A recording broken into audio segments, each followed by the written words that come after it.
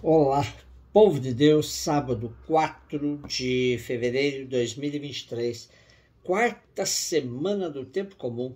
A nossa reflexão de hoje é a partir de Hebreus 13, de 15 a 17 e 20 a 21, e Marcos 6, 30 a 34.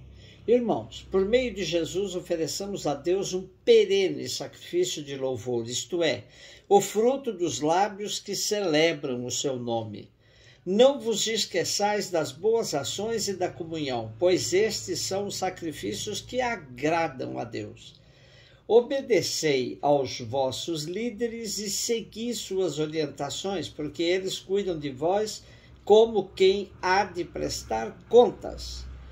Que possam fazê-lo com alegria e não com queixas, que não seria coisa boa para vós. O Deus da paz, que fez subir dentre os mortos aquele que se tornou, pelo sangue de uma aliança eterna, o grande pastor das ovelhas, nosso Senhor Jesus, vos torne aptos a todo bem, para fazerdes a sua vontade, que ele realize em nós o que lhe é agradável, por Jesus Cristo, ao qual seja dada a glória pelos séculos dos séculos. Amém. Chegamos ao final da nossa reflexão sobre a carta aos Hebreus, onde constatamos que há nela toda uma terminologia própria, com 168 termos que aparecem somente uma vez no Segundo Testamento. E 292 palavras que não aparecem em nenhuma carta paulina. Apesar de ser atribuída por muitos a Paulo, percebe-se então que se trata de um outro autor, que pode até ter conhecido o apóstolo e com ele ter aprendido muito. Também vimos que é o único texto que chama Jesus de sacerdote ou sumo sacerdote. Nos 4 últimos versículos omitidos pelo texto litúrgico de hoje, o autor diz: Eu vos recomendo, irmãos, que suporteis minha exortação. Para isso vos escrevi. De fato, o texto todo é uma grande exortação, uma homilia, um sermão pedagógico e parenético. E hoje temos uma mistura de catequese com a exortação e oração. Mas o centro unificador destes versículos é o mistério pascal de Cristo, o grande pastor das ovelhas. É ele o Messias esperado que, pelo seu sangue, se tornou mediador de uma aliança eterna de vida e de paz entre nós e Deus. É desta realidade que brota a novidade fundamental do culto cristão de que trata a carta. Marcos 6, de 30 a 34. Os apóstolos reuniram-se com Jesus e contaram tudo o que haviam feito e ensinado. Ele lhes disse: Vinde sozinhos para um lugar deserto e descansai um pouco.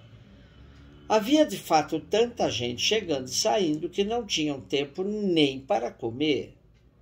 Então foram sozinhos, de barco, para um lugar deserto e afastado. Muitos os viram partir e reconheceram que eram eles. Saindo de todas as cidades, correram a pé e chegaram lá antes deles. Ao desembarcar, Jesus viu uma numerosa multidão e teve compaixão, porque eram como ovelhas sem pastor. E começou, pois, a ensinar-lhes muitas coisas. Jesus viu uma numerosa multidão e teve compaixão, porque eram como ovelhas sem pastor. Esse sentimento de Jesus só é possível em quem tem empatia com a situação do povo. Vivemos um momento de tamanha insensibilidade com o sofrimento alheio que sentir compaixão parece estar se tornando algo raro na nossa convivência. E sentir compaixão pela situação dos outros é o primeiro passo para um bom julgamento e uma boa prática. Sem empatia não há sede de justiça, e sem essa não há caminho de reconciliação e de busca de paz. E vejam que a multidão que vem atrás de Jesus e seus discípulos os encontra exatamente num momento de descanso recomendado por Jesus. Quando os discípulos chegam até Jesus e começam a contar-lhes tudo que tinham feito e ensinado, podia ter se transformado num momento de ufanismo e vanglória. Mas Jesus não deixa que isso aconteça e recomenda que se afastem para um lugar deserto. Ora, seria um momento de revisão da missão, mas a multidão os antecipa e comove Jesus por causa da situação de penúria em que está metida. E ao invés do repouso, Jesus começa a ensinar-lhes muitas coisas. Mas na travessia, Jesus e os discípulos no barco, eles refazem a verdadeira comunidade, fonte privilegiada para o reabastecimento das forças para a missão. Saber alternar ação e contemplação é uma prática altamente recomendada na vida cristã. É preciso saber parar quando o dia a dia nos sufoca. É pena que nem todas as pessoas tenham esta oportunidade, pois a vida é como uma roda viva que não dá trégua. Para o povo, o momento de descanso muitas vezes é o boteco de fim de semana ou uma festa de comunidades.